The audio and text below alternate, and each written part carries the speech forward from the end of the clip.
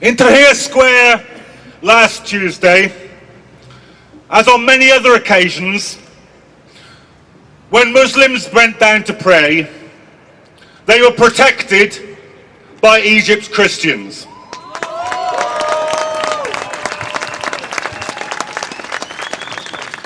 Tomorrow, I've just received this message from my friends in Tahrir Square right now. They have decided that tomorrow will be a day for the martyrs, and that a mass, a Christian mass, will be said in Tahrir Square, and the Christians will be protected by the Muslims.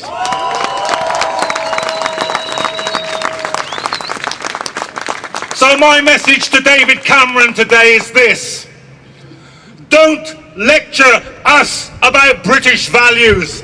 I'm interested in Egyptian values. I'm interested in the values of the Egyptian revolution.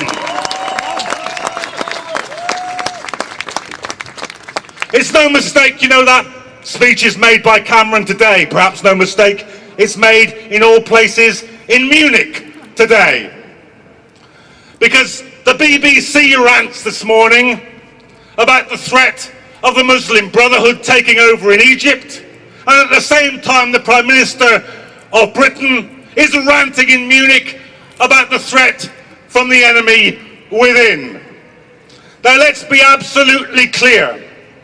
What every Muslim I talked to said in Egypt, what every Christian I said to talked in Egypt, what every socialist I talked to said in Egypt, what every trade unionist I talked to in Egypt said: this is a people's revolution against the plutocrats, the murderers, the torturers, the globalizers, the corporations.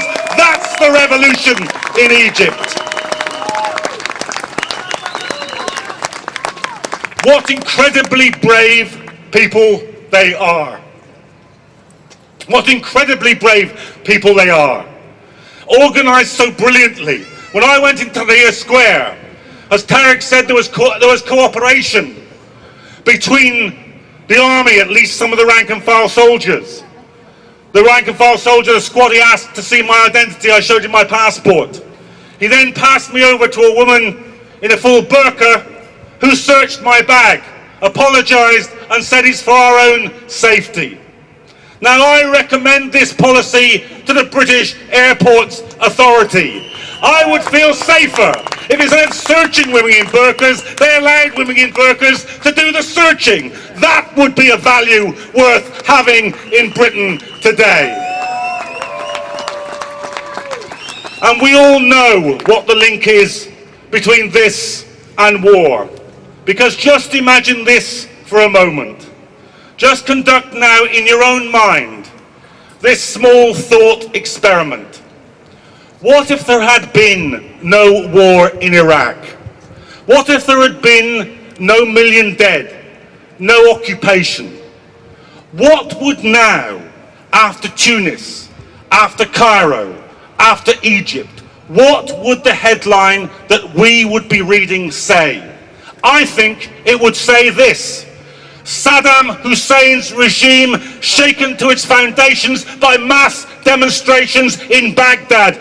That's what it would be reading. And that is the way that we would be dealing with all the Arab dictators. It is people power. It is the power of revolution. It is the power of self-organisation, which is the only way that it is worth getting rid of dictators. Now, the Egyptian revolution, as we speak, is on a knife edge. We've seen it this week, the beauty of the revolution occupying Tahrir Square, the ugliness, the depravity, the brutality of those mobs of plainclothes policemen, of hired thugs trying to drive the revolutionaries off the square. And then that fantastically brave response as they pushed them all the way down Tahrir Square and out the exit by the Egyptian Museum. And then yesterday, the masses returning and holding the square. Today, as we meet here, they're arguing with the army officers. A senior army general has just spoken from the platform in Tahrir Square and said, I'm worried you're being manipulated. But the people there are chanting, We won't go until he goes. We won't go until he goes. The soul, the heart, the existence of the Egyptian revolution is at stake, and every last thing that we can do, every last protest, every last meeting, every last letter, every last message, you must do it, because this revolution is a profound revolution. It can alter the whole imperial architecture of the Middle East. It can deal at one moment the single biggest blow that could be delivered to Islamophobia. It can give a beacon of hope to working people and poor people the globe over. So today, recommit yourselves.